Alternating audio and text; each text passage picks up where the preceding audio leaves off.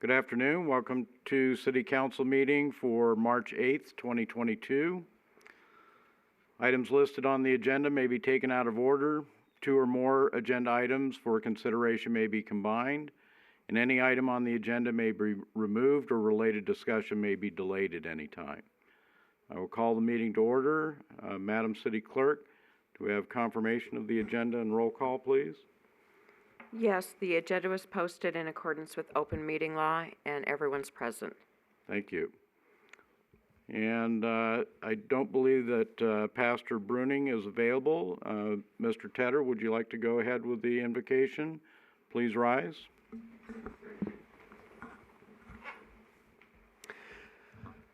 God of peace, we pray for unity as we make decisions at this meeting. Help us to carefully consider the relevant information that has been gathered. May those sharing information give us pertinent points we all clearly understand. Help us to be innovative as we brainstorm solutions.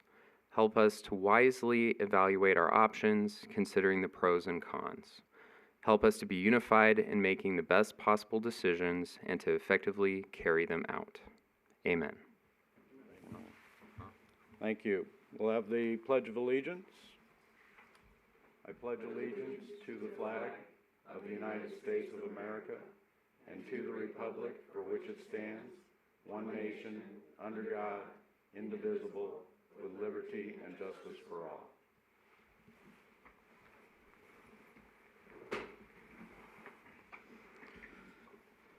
Madam City Clerk, were there any public announcements?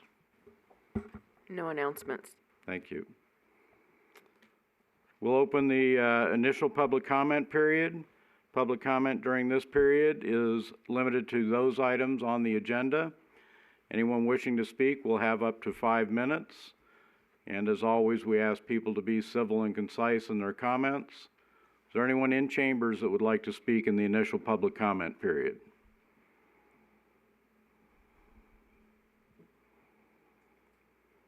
All right, we will take anyone wishing to call in at this time.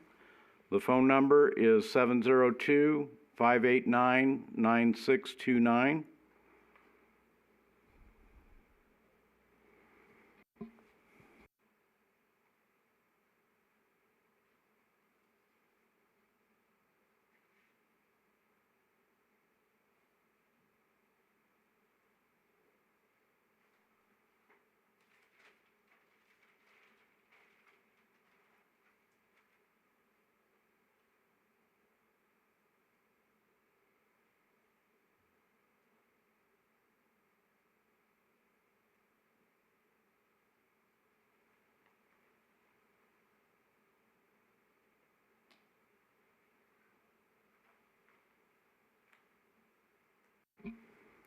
This is the initial public comment period for the City Council meeting.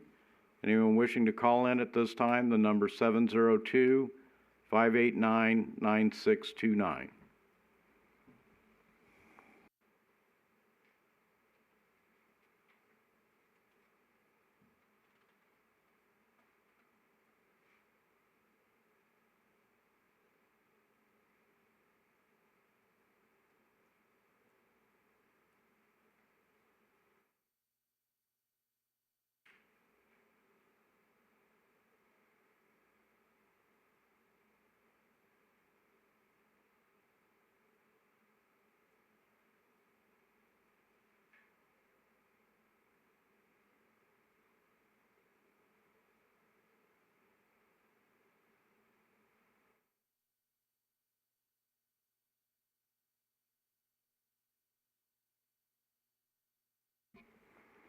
Madam City Clerk, were there any emails received for the initial public comment period? No written comments were received. Thank you. All right, hearing no one for public comment, we will close the public comment period. Move to approval of the regular agenda. Any changes, Madam City Clerk? No changes. Madam City Attorney? No changes. And Mr. City Manager? No changes. All right. Council members, any changes regarding the regular agenda? No changes. Thank you. Anyone wishing to make a motion for approval of the regular agenda? I'd like to make a motion to approve the regular agenda. I'll second that. All those in favor? Aye. Anyone opposed? Move to the consent agenda. Again, Madam City Clerk, any changes for the consent agenda? No changes. Madam City Attorney?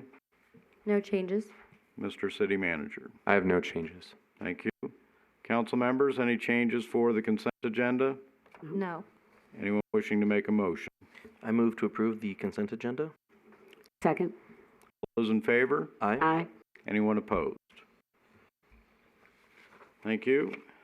Move then to item number 7, presentation of the Parks and Recreation Department's annual report. Mr. Tedder? Yes, tonight our Parks and Recreation Director, Roger Hall, will be going over the annual report for his department, as well as Julie Calloway, the Parks and Rec Manager. Thank you, Mr. City Manager. Mr. Mayor and City Council, as the City Manager alluded to, I'm Roger Hall, Director of Parks and Recreation for the great city of Boulder City. And it's my honor tonight to present to you a list of accomplishments completed by the Parks and Rec Department for 2021. I wanted to publicly thank my great staff for all of their hard work in making this possible. And we can't do it all alone, and we as a department work hand in hand with several other city departments to make sure the job gets done. We appreciate the hard work of these dedicated individuals in the Public Works Department, Police and Fire, Finance, Community Development, City Clerk's Office, and the Communication Manager, just to name a few.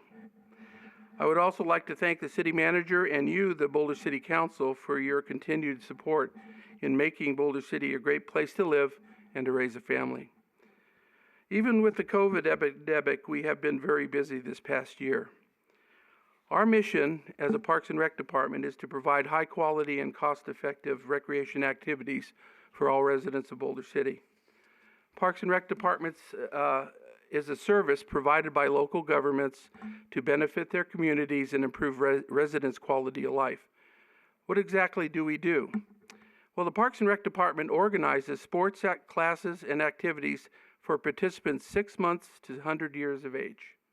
We're also responsible for cleaning and sanitizing over 1,000 square feet of city facilities, including an additional 17 parks. And we coordinate all community special events, facility rentals, and film shoots for Boulder City. The Parks and Rec Department is responsible for administration of 13 divisions and 13 separate budgets. This includes recreation administration, special interest classes, Tiny Tots, Safe Key, Community Fitness Center, Youth and Adult Sports, the Youth Center, Art Center, Bootleg Canyon, Swimming Pool, Boulder Creek Golf Course, and the Municipal Golf Course. Our total budget is $6.4 million, and that includes Boulder Creek and Boulder City Municipal Golf Courses. Some of the divisional budgets are subsidized, including the swimming pool and the Community Fitness Center.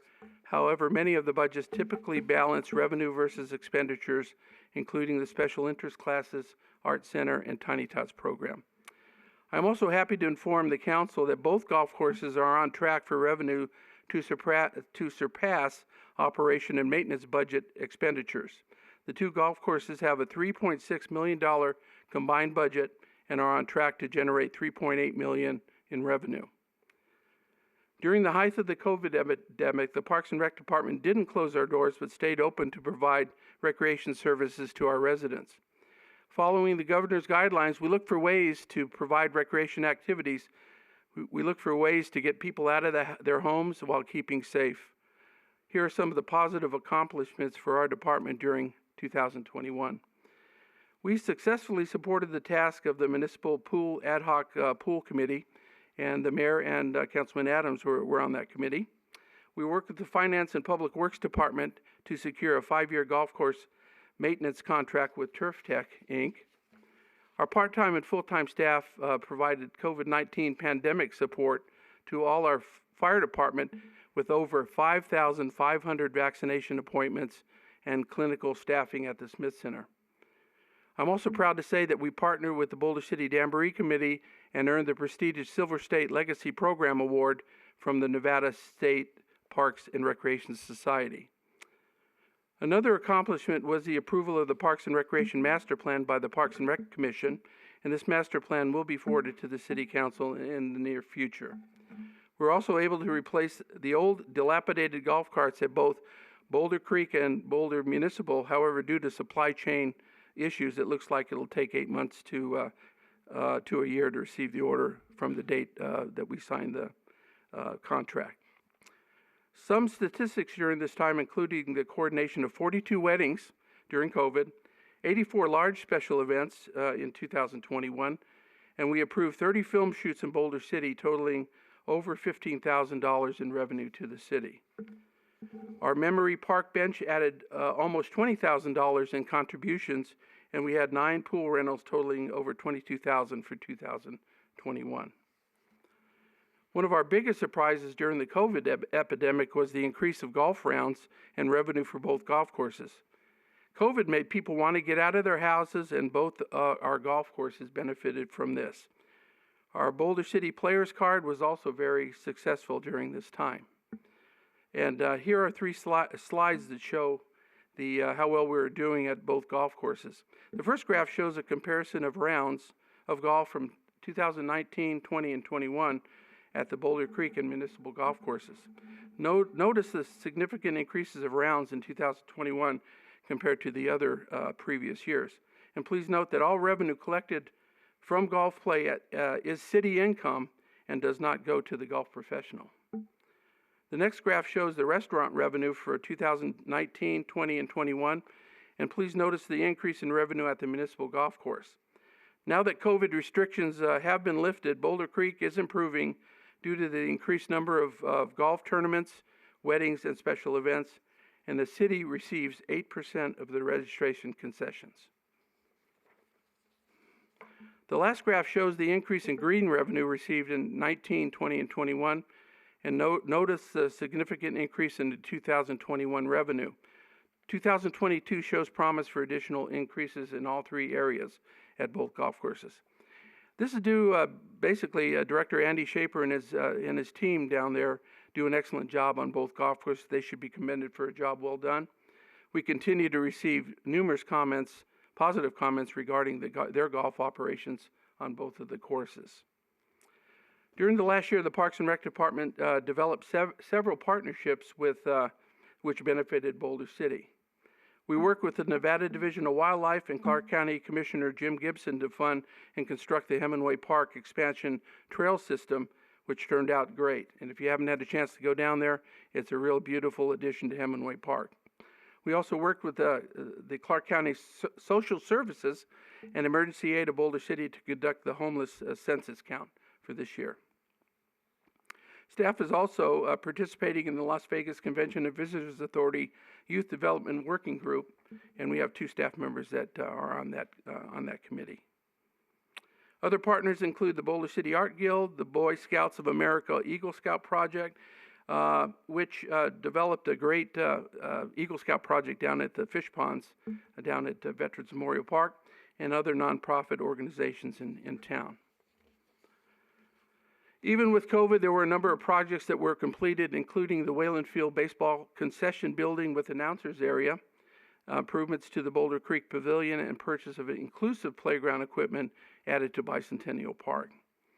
And the slide 13 shows a couple of pictures of projects completed during this time. The picture on the left is the Hemingway Park trail expansion.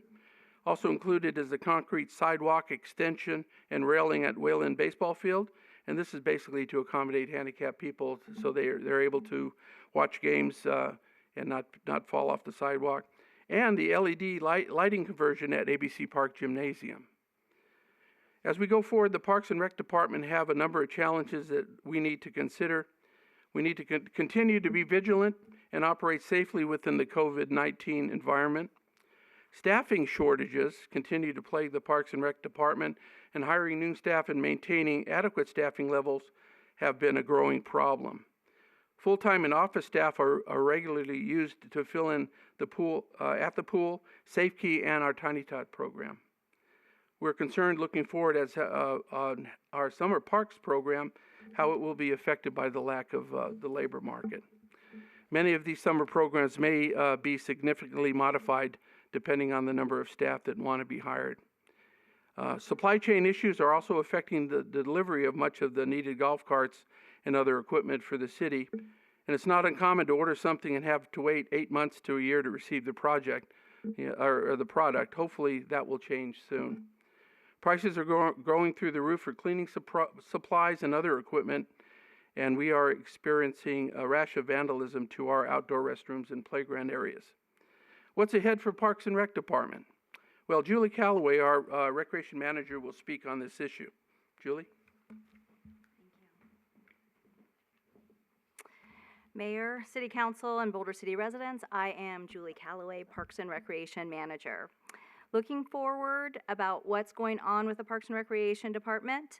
The first thing that we're working on, staff is in the process of evaluating a new recreation software and hopefully securing a new program that will include the convenience of online registration for our residents. Staff has already participated in 2 software demonstrations, and we have 2 additional companies yet to review. We're hoping to sign a contract in the next few months and anticipate a 6-month implementation process, hopefully to go live with the new program in January.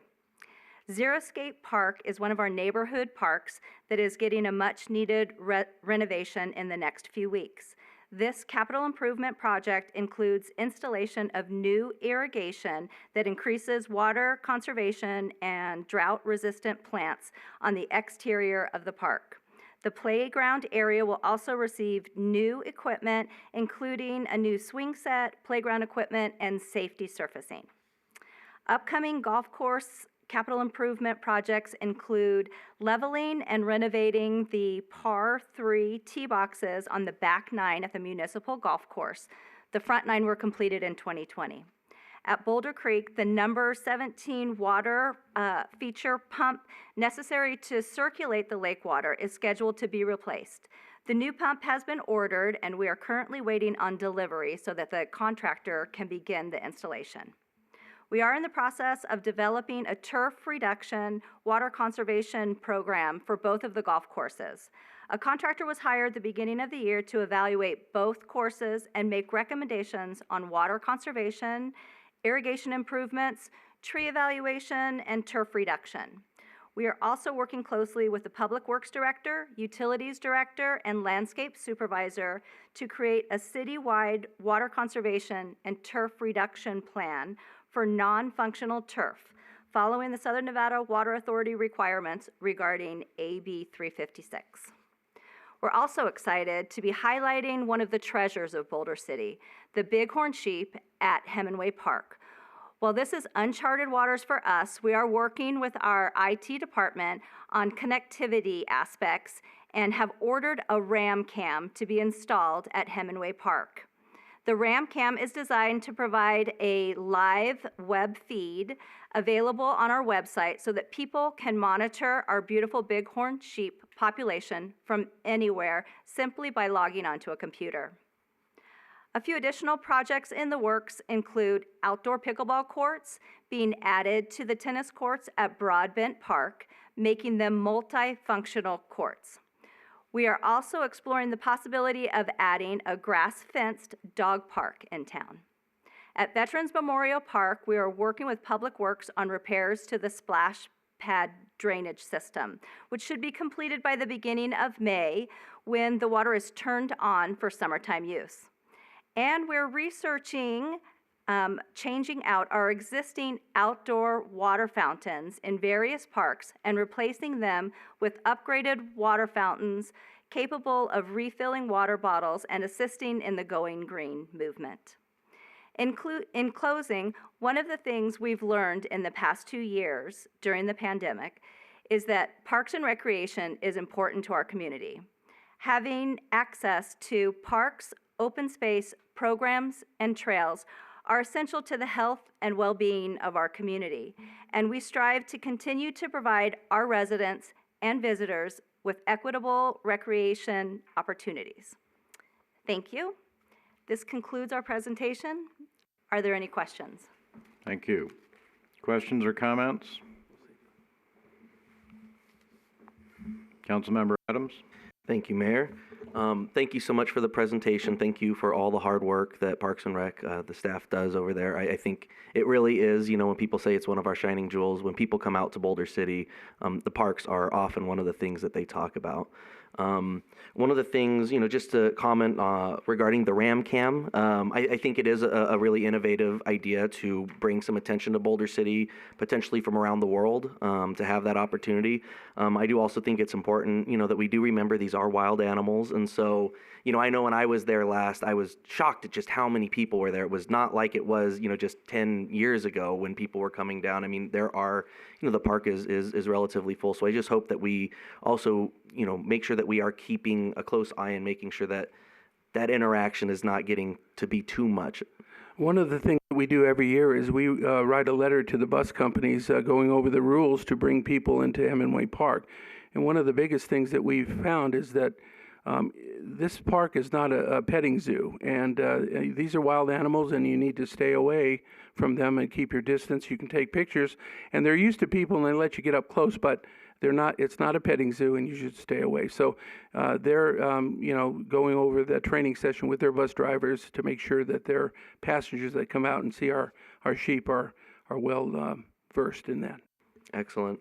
I think it's, obviously we talked about the turf reduction, water conservation. That's going to be a huge undertaking, I know. It's something we're going to have to do. My only fear is that by the time we finally get through all of it, we're going to realize we have even less water than we thought we were, and going to have to continue in that direction. I think that is just the future that we're going to have to live with. But absolutely, this is a direction we need to start going in, yesterday. So I'm glad to see that we are taking these steps. With regard to the staffing shortages you talked about, I know during our briefing we talked a little bit about the Safe Key program, and that we really have kind of reached our limits to our capacity to be able to provide this service here in Boulder City. Could you speak a little bit to that issue? Absolutely.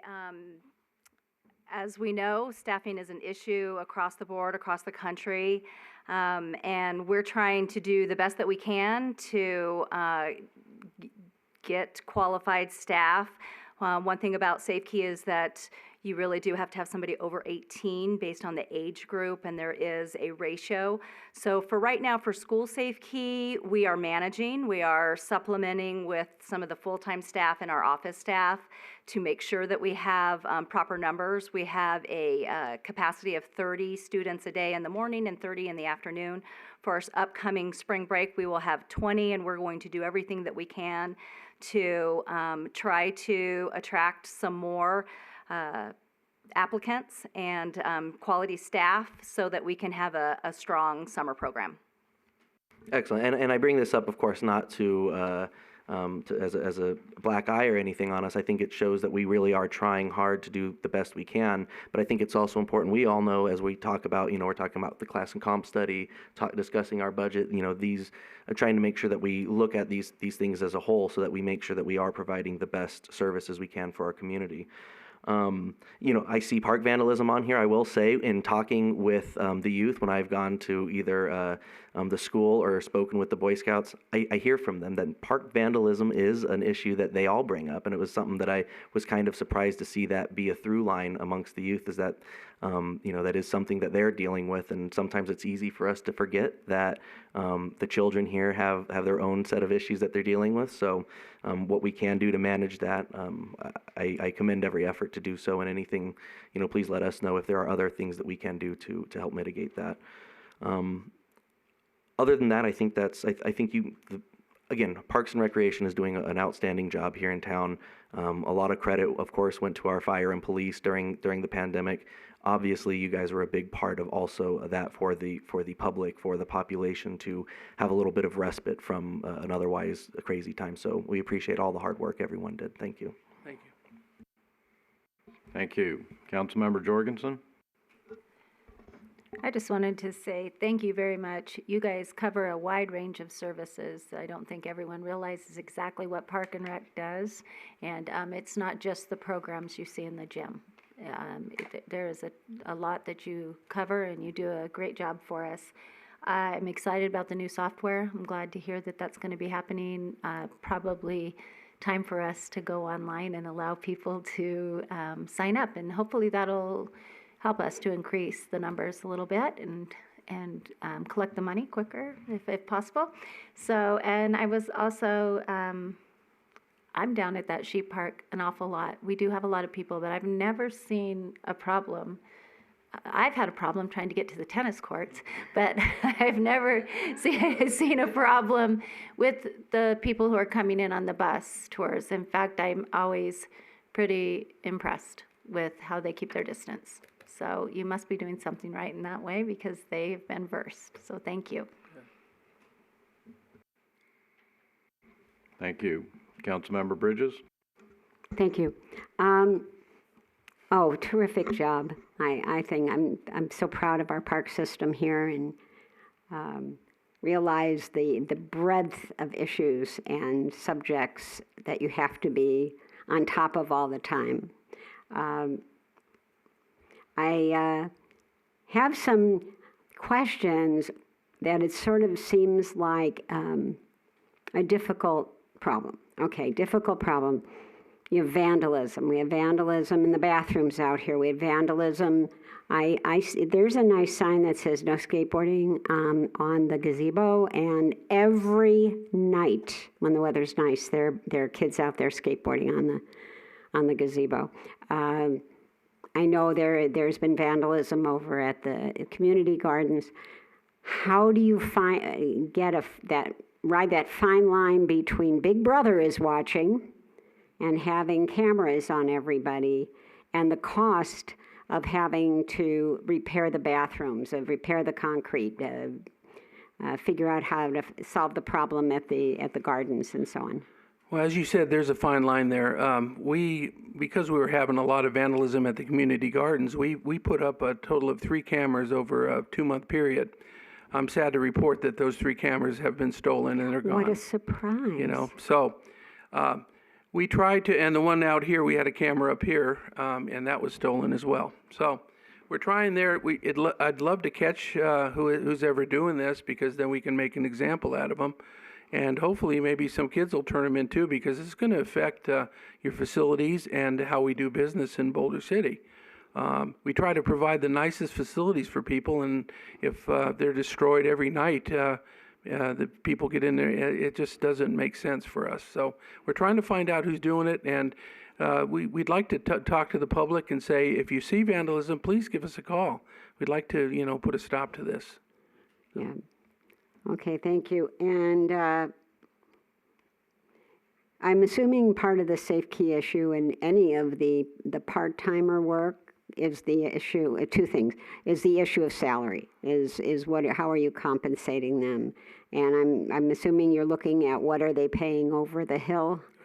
That is correct. I mean, I think it is an entry-level position, so it does start at minimum wage. But to be quite honest, it's always been a minimum wage job, and we haven't always been in this situation.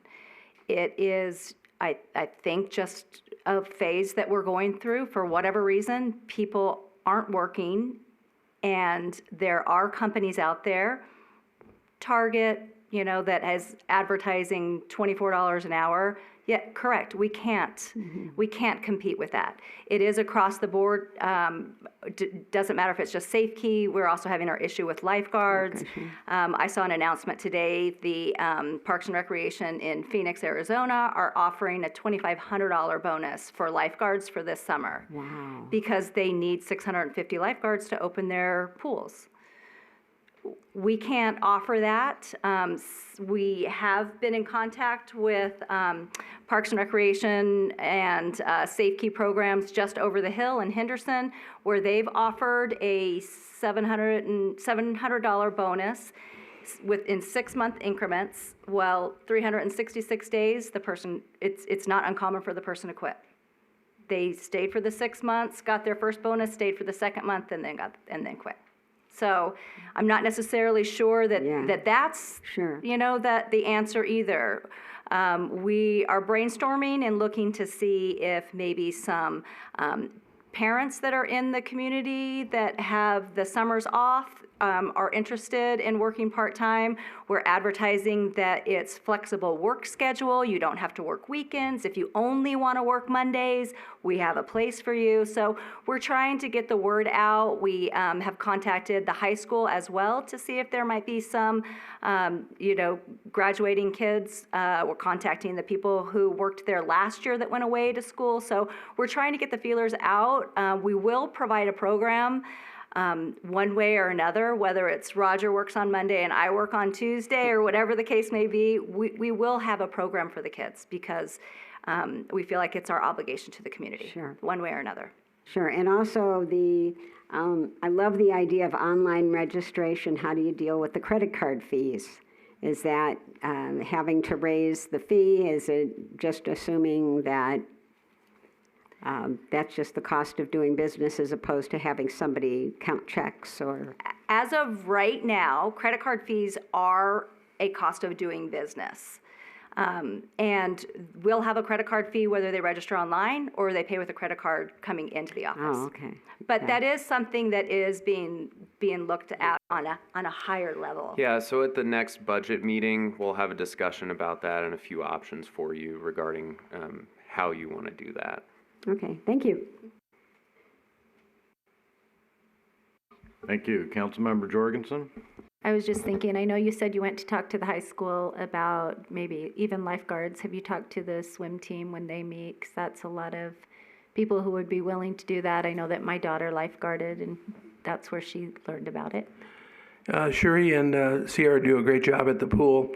We try to capture them when they're young, and then we have them for a long time. And so a lot of the swimmers have been our lifeguards in the future. So they have programs where they're qualified to teach lifeguarding, and they're able to train these young people. And when they're of age, then we hire them as lifeguards. So it's a nice training program for us. Thank you. Anyone else? Councilmember Fox? Yeah, again, you guys are doing an amazing job. We can't thank you enough for that, especially with everything that's going on. Staffing and credit card fees, story of my life right there. But I'm excited about the online registration because having 3 kids and trying to juggle work, this, that, and running over to Parks and Recs to register them was always a pain. But again, thank you for everything you guys are doing. Thank you. Thank you. I know we spoke a little bit yesterday during my briefing about it. Regarding the salaries or potential bonuses, things like that, that really is a decision of city council to make. I think what I would like to see is that information be brought to council as far as what you are seeing. You went over a couple of examples earlier with Phoenix and I believe it was Henderson. Companies are having to get creative, and we need to get creative on what we're doing. We need to have a realization that we're not doing what we were doing last year. Things have changed in the labor market, and we're going to have to come to grips with that. So that's what I would like to see regarding that. Staffing shortages, if that's the reason for the staffing shortages, then we need to address it and not just say, well, we'll start shutting programs down. Regarding the vandalism, again, what I would like to see is some figures on the cost of this vandalism that's occurring, how often it's occurring, which parks it's occurring at. And once again, it's up to city council to make that decision of how we might address that. Certainly, we would like some recommendations on it. If these cameras that are being used are being stolen, well, let's not keep replacing them. We need to figure out a different type of surveillance system if those cameras are just disappearing, I'm assuming, pretty much as soon as they go up. Yes, sir. Regarding the vandalism, the typical vandalism is a custodian comes to work at 5:30 in the morning, and part of his duties early in the morning is to clean all the restrooms. I mean, that's the first thing they do. So they walk in a restroom, and it's been trashed. There's wet toilet paper on the wall. There's feces on the wall. There's broken. I mean, it's really messed up. So now they have to spend 2 hours of time, which is about a little over $100 plus the cleaning supplies to clean it. And this is above their regular scheduled, activities. And this is occurring on a regular basis. So Well, any once again, what I'm getting at is that's information that we need so that we can make policy decisions about Yes, sir. how these things should be Yeah, handled. what we're going to do is we're going to track. That's the typical vandalism, and so I've instructed Julie to get with the custodians, and anytime they walk into a restroom and it's totally trashed and they have to spend a couple hours, I want it noted on their time card so we can keep track of those hours. Absolutely. If something is damaged, like they rip off a stall door or they rip down a mirror or whatever, then we always get a police report so we can track it that way. And we also work with Public Works Department to repair the items that have been destroyed, so I can keep those figures. So I have a couple items on my thing with the cameras being stolen and the dates, and we'll put that keep track of that for you. Thank you. Again, I think that, if we are going to make a decision about how these parks are going to be used and how they're going to be funded, we have to know what that cost is. Rather than just saying, we're going to lock everything up and we'll only open it up for special events. That's not what I would want to see. But if we get to a point where it's costing the taxpayers that much money to keep the facilities open, then we're going to have to address that as well. Yes, sir.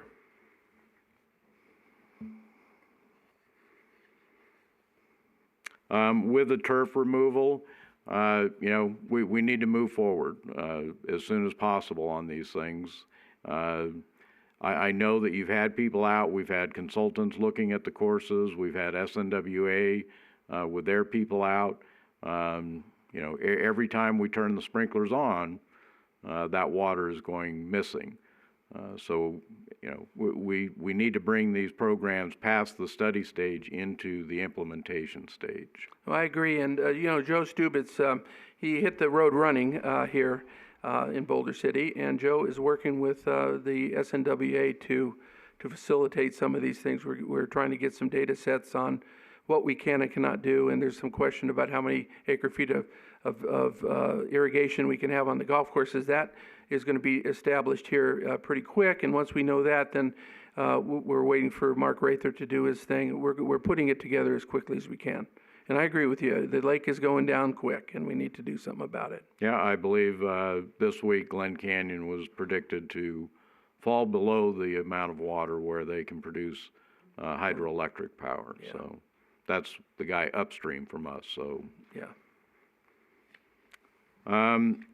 I guess the last thing too regarding the staffing.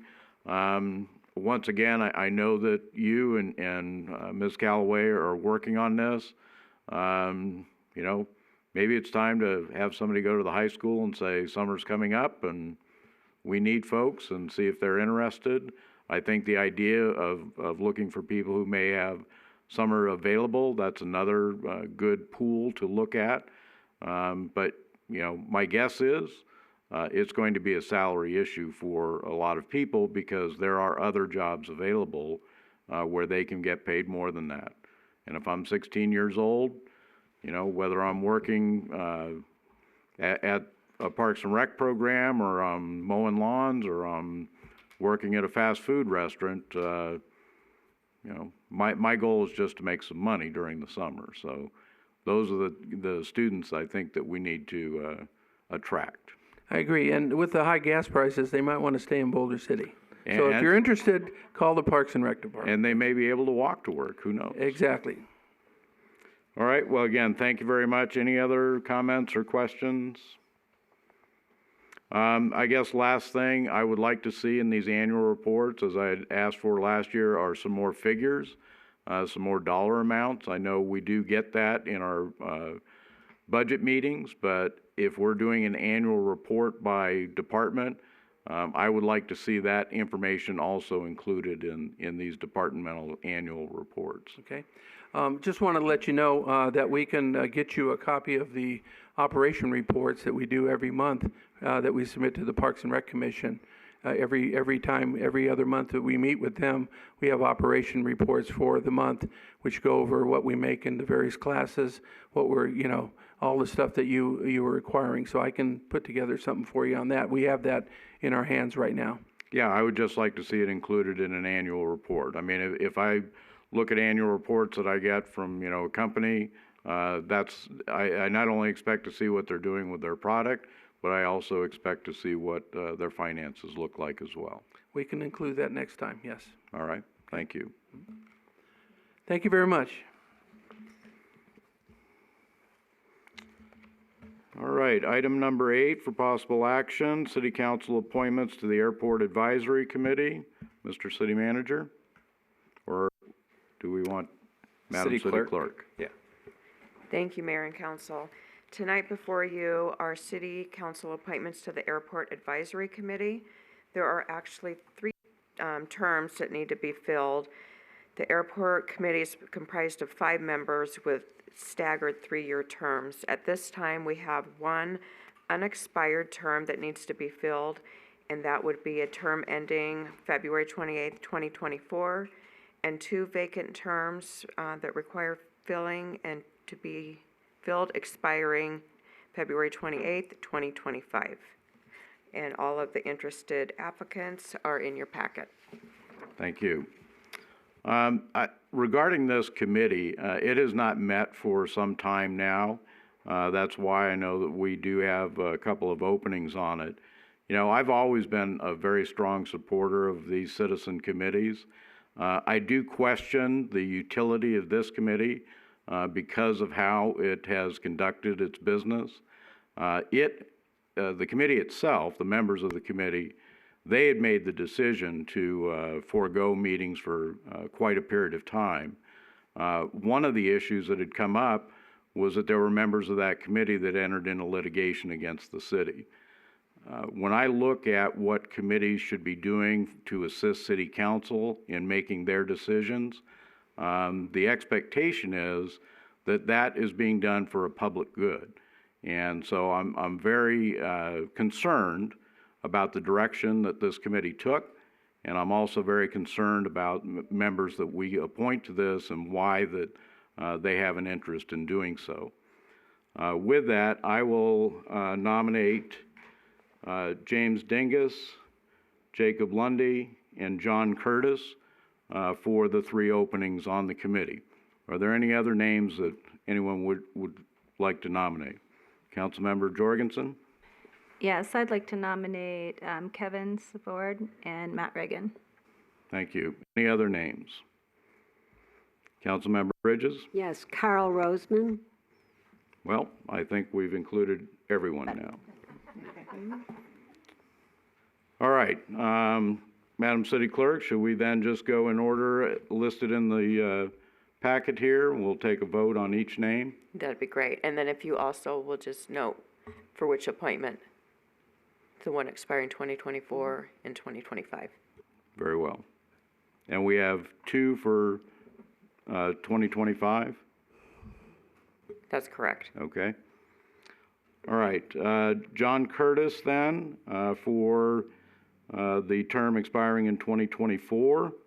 All those in favor of Mr. Curtis, please raise your hand. Okay, we have 3 votes for Mr. Curtis. For James Dingus, term ending in 2025. All those in favor of Mr. Dingus, please raise your hand. That's 5 votes for Mr. Dingus. For Jacob Lundy, term ending in 2025.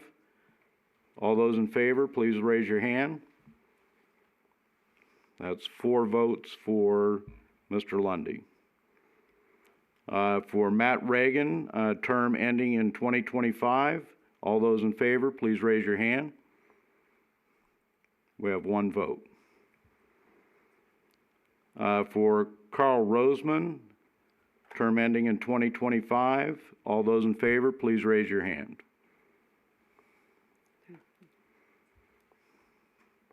We have no votes for Mr. Roseman. Now, is that just for 2025? Then are we going to go through the names again for 2024?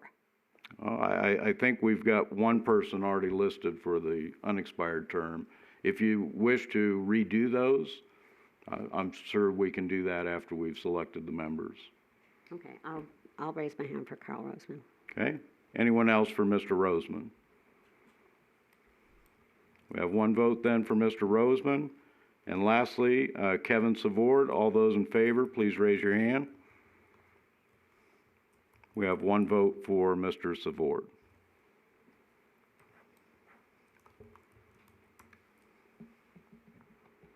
So we had one unanimous selection. That was Mr. Dingus, I believe. That's correct. Okay, I would recommend Mr. Dingus for the 2025 term. Yes.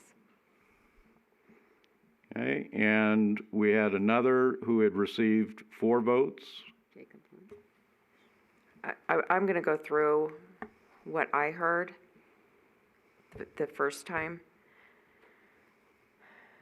For John Curtis, term expiring 2024, it was Adams, Fox, and McManus. Okay, any objection to Mr. Curtis serving the unexpired term? Can I ask a question? Yes. Just to be specific, isn't his name John Curtin? Curtin? He's present. He can confirm for us. It is. I was gonna correct that. It is John Curtin. Okay, great. Thank Thank you. you. So John Curtin, term expiring 2024, Adams, Fox, and McManus. And then is it Mr. Dingus? Dingus for Dingus. Unanimous 2025. approval. Lundy, Bridges, Matt Reagan, Jorgensen, Roseman, Bridges, and Kevin Savor, Jorgensen. I believe I had also voted Mr. in. Lundy had 4 votes in favor. Where's Lundy? Okay. Was she went, I thought she went back and voted for him. No, I think there was 4 people voted in favor of Mr. Lundy. I Correct. believe so. Hold the vote for Mr. Lundy again. Sure, do you want to hold the vote for Mr. Lundy Sure, again then? we can confirm that. All those in favor of Mr. Lundy, please raise your hand. Oh, now unanimous? Okay. Okay. And again, that would be for a 2025 term.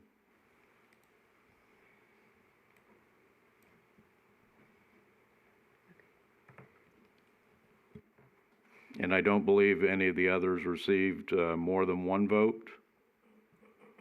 You're correct. Then we have our 3 members. Thank you. Thank you. And again, thank you, Mr. Curtin, for coming this evening, and want to thank the other 2 new members, Mr. Dingus and Mr. Lundy. Item number 9, quarterly report of the city manager. Mr. City Manager. Good evening, Mr. Mayor and council members. Tonight is the first quarterly report of this year of my annual leave per my employment agreement. I've taken 0 hours so far this year to date, with 135 hours of annual leave remaining. I'm here for any questions that you might have.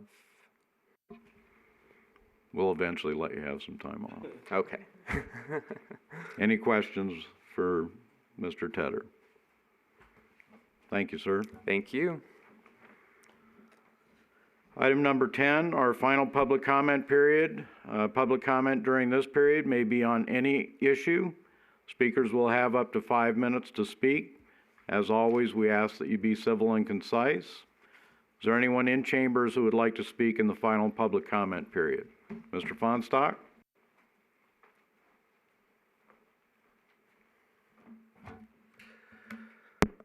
Hello, Council. Bob Fonstock, owner of Boulder City Properties and BFE. Yes, here, I didn't realize the airport advisory is on the agenda tonight, but I would like to talk this evening in regards to current status of my litigation with the city. I guess you'd have to ask yourself, why are we still litigating? A couple of years ago, the city decided to go into competition with the FBOs at the airport. Normally, airports will either have independent FBOs run the fueling, or the municipality that runs the airport will do the fueling. In Boulder City's case, after many, many years of having private FBOs handle all the fueling cells at the airport, the city decided to go in competition. I believe there's probably less than 1% of the airports nationwide that do this, but Boulder City decided to take it upon themselves to do this. This is at the same airport that has currently 4 FBOs that are allowed to sell fuel. The airport will sustain, as far as business-wise, about 1 or 1.5 FBOs. So we have 4 able to do it, only able to sustain 1 or 1.5 of the FBOs. And on top of that, the city decided to go in and also compete. The city put out an RFQ a couple years ago. In that, they stated they are going to compete with the FBOs, and they're also going to request a lot of different fueling equipment. And in this RFQ, there was a request for large tanker trucks. As a soon-to-be competitor with the city, I decided I should probably look into how I can best compete with the city, who is also my landlord. If anybody in their right mind can imagine competing with your landlord, it's not a really good business situation to be in. I have no idea why the city did it, but that's what they decided to do. I looked at their RFQ and I saw these big tanks and trucks and what they were planning to do, which was squash the competition. And so as a competitor, I went out and started studying what I needed to do to compete. First thing I decided was I should just get a fuel farm. So I submitted for my request to the city for the fuel farm. I was told that they would need to update the airport master plan and numerous other things that would take a number of years.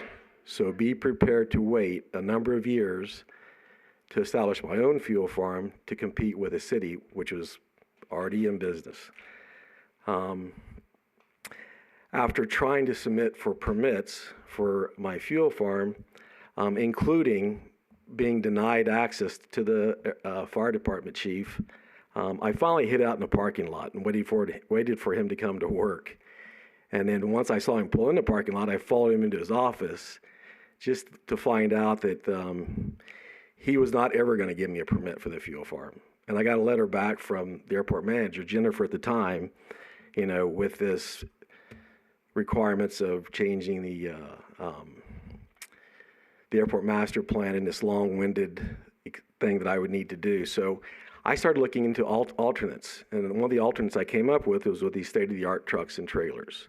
I went and toured the manufacturer that makes these trailers, did a lot of studying, spent $500,000 buying these trucks and trailers that would help me compete with the city. At the time I did this, I notified the city that I was in the process of getting these trailers, and one day after they're manufactured, they're going to show up at the airport and I was going to utilize them.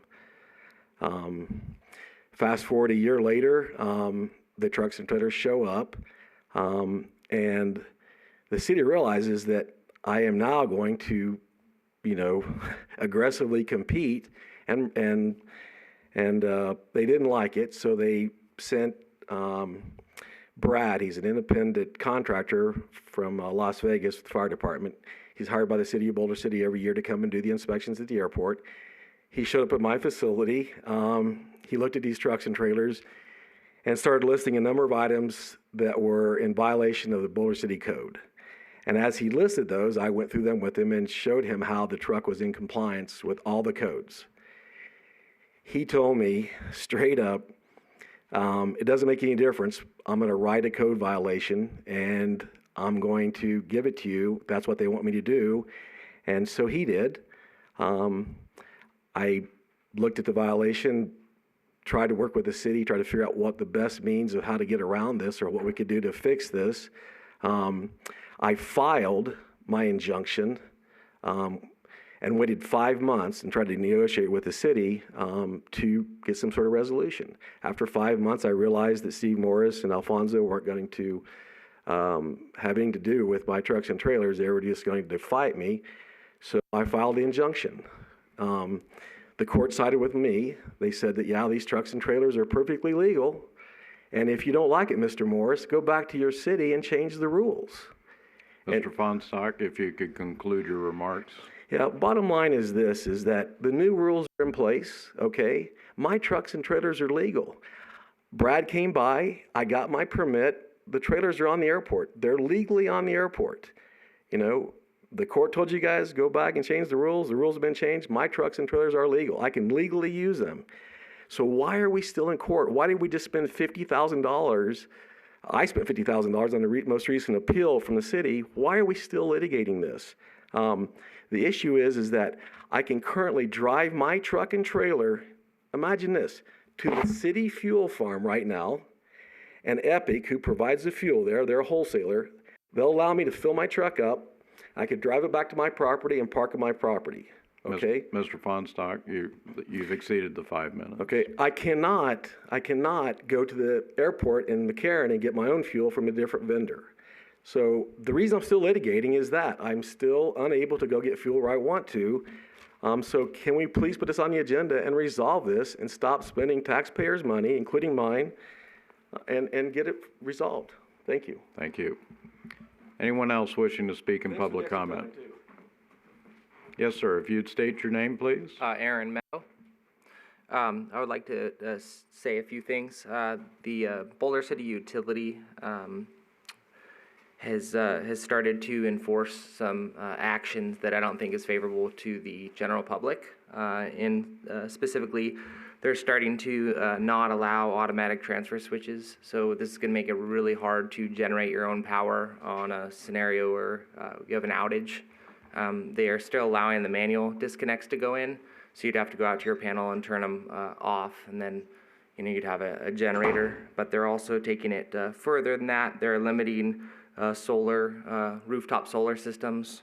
They are not giving you a fair exchange for kWh.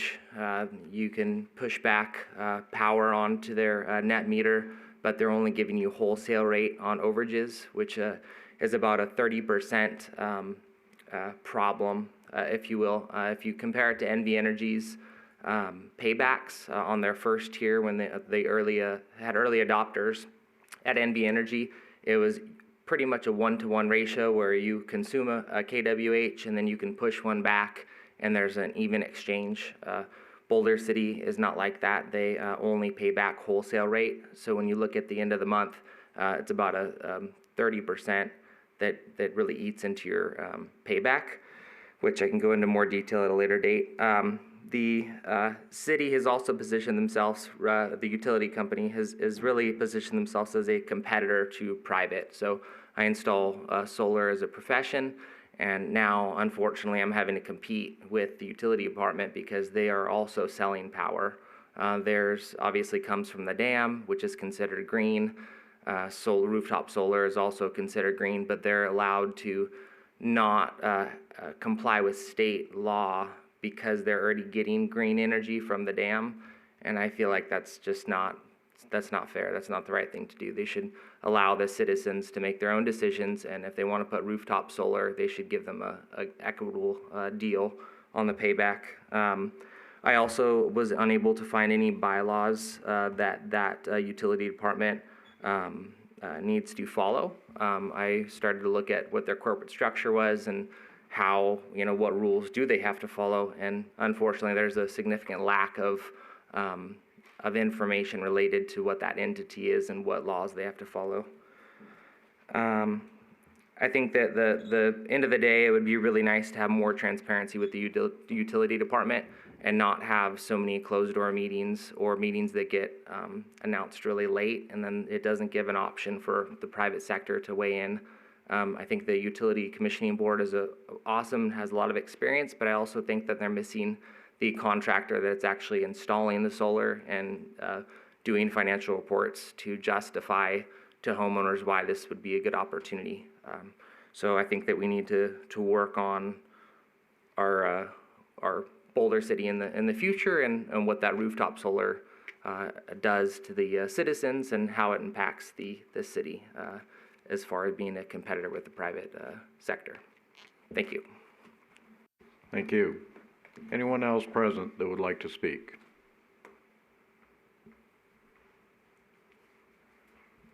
All right, we will take anyone wishing to call in now at this time. The phone number to call in is 702-589-9629.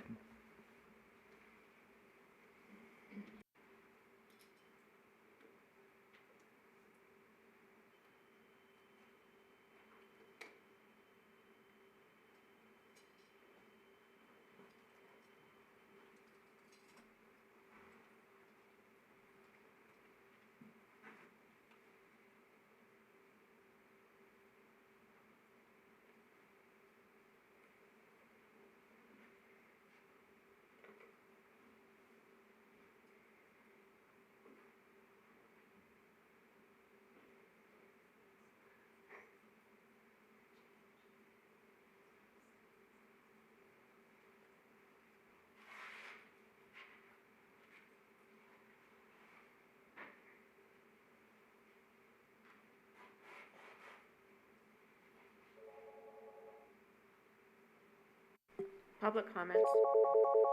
Public comment? Hello?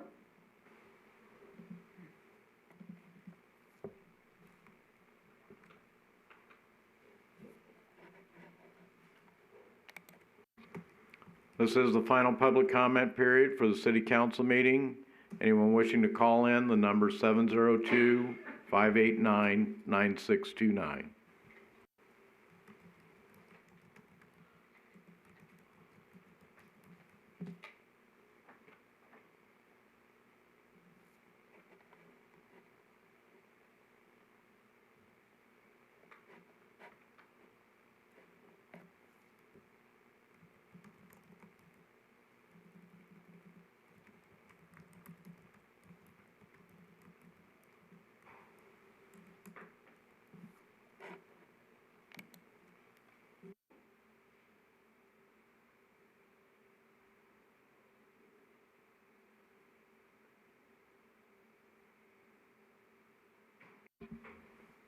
Madam City Clerk, were there any emails received for the final public comment? No comments were received. Thank you.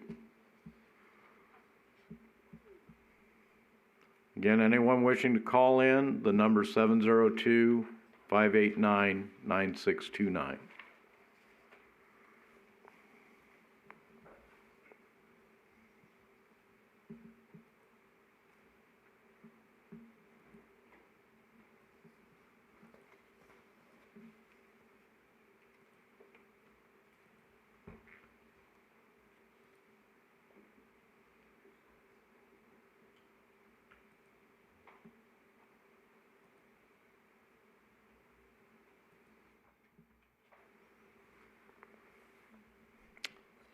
All right, hearing no others, we will close the final public comment period and move to our last item, City Council reports.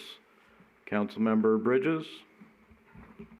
No, the only report I have is what I announce every time, is that emergency aid is available for residents who are looking for assistance with rent or utilities, and also have an available food pantry.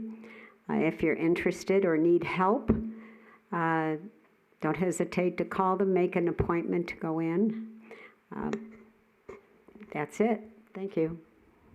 Thank you. Councilmember Jorgensen? Councilmember Fox? Councilmember Adams? Yes, thank you, Mayor. Yes, this morning I had the privilege of meeting and speaking with the Director of the Bureau of Land Management, Ms. Tracy Stone Manning, where we were able to discuss the potential designation of Avikame as a national monument. Also with me there were tribal leaders, Clark County Land Management, local BLM offices were there, as well as the community organizers who have really spearheaded this movement, if you will. Just to give some background for anyone who might not be aware, about a year ago, Boulder City passed a resolution in favor of supporting this establishment. Then that was followed by Searchlight, Laughlin, and now the Clark County. Just recently, legislation was passed at the congressional level, and so that is why the director was here to discuss that. So it just goes to show that a lot of local effort has really gone into this, and all that hard work is starting to pay off. We're just beginning to hear those conversations. Of course, there's no said and done deal, but I think based on the conversation that was had there, it would greatly benefit not just Boulder City's community, but the tribal communities that are around Searchlight, Laughlin. All of us in Southern Nevada would greatly benefit from this. So just wanted to give that bit of an update. Thank you. I'd like to mention a ceremony that myself and Councilmember Bridges and some of the city staff were at last week out at the Veterans Home. It was in recognition of graduating their second class of certified nursing assistants for a program that they've started out there where they provide this training for free, no cost to the students, with the agreement that the students will provide work after they graduate at the Veterans Home. I would encourage anyone who is interested in the healthcare profession. This is an excellent opportunity. They've now graduated a total of 21 students from that program. They're looking to continue that program. As I say, it's at no cost to the student, and it's certainly a way to help our veterans as well and get into what can be a very rewarding career in healthcare. This morning I was at the Las Vegas Convention and Visitors Authority meeting. Air travel, domestic air travel into Las Vegas has now returned to pre-pandemic levels. There are 14 more cities that have direct flights into Las Vegas now. Foreign or international travel is still a little bit behind, but things are really starting to look up, and we're starting to see, of course, the number of new infections, hospitalizations, and fatalities from the pandemic have reduced drastically over the past week. We need to keep that going in that direction so that we can get back on our feet here. And it's National Women's Day. Congratulations to all the women. And with that, we're adjourned. Thank you all very much.